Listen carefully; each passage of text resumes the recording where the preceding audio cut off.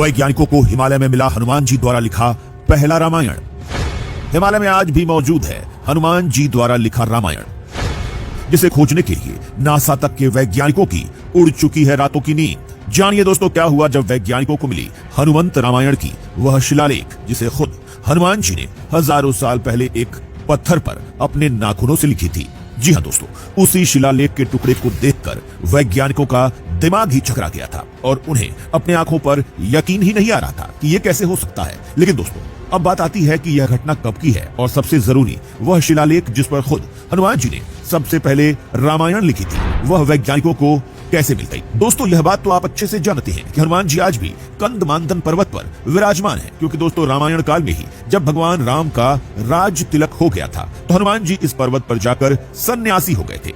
दोस्तों कहते हैं कि वहीं पर हनुमान जी ने कई महीनों की कठिन मेहनत के बाद एक बहुत बड़ी शिला पर पूरी की पूरी रामायण अपने नाखूनों से लिख दी थी। और दोस्तों वह रामायण अपने आप में बहुत ज्यादा अद्भुत थी, क्योंकि हनुमान जी ने उस रामायण में ऐसी ऐसी बातें लिखी थी जिनके बारे में खुद या तो भगवान राम जानते थे या फिर हनुमान जी।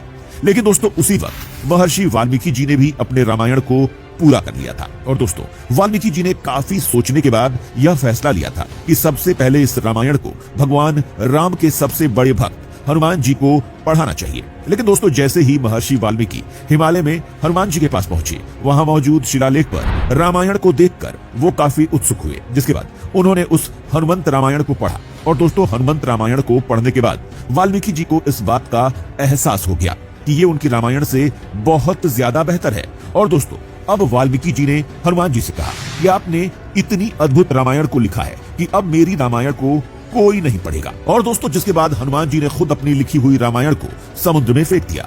कहते हैं दोस्तों इसी रामायण का एक टुकड़ा खुद रामचरितमानस लिखने वाले महान कवि और ऋषि तुलसीदास जी को मिला था। दोस्तों अब आपको बताते हैं वह अद्भुत राज जिसे सुनकर आपके होश ही उड़ जाएंगे।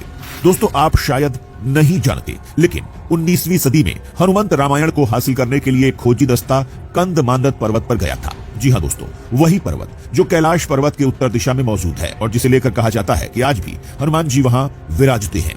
दोस्तों कहते हैं कि खोजी दस्ते ने खुद अपनी आंखों से हनुमंत रामायण की उस विशाल काय शिला को देखा था जिस पर हनुमान जी ने रामायण लिखी थी। और दोस्तों इतना ही नहीं, आपको शायद सुनकर यकीन न हो, वहां पर वैज्ञानिकों ने एक बंदर जैसे दिखने वाले इंसान को भी देखा था। और दोस्तों इसी इंसान ने वैज्ञानिकों को इस शिलालेख के दर्शन कराए थे। दोस्तों एक तरह से कहा जाए तो वैज्ञानिकों ने इस पर्वत पर खुद हनुमान जी को देखा था।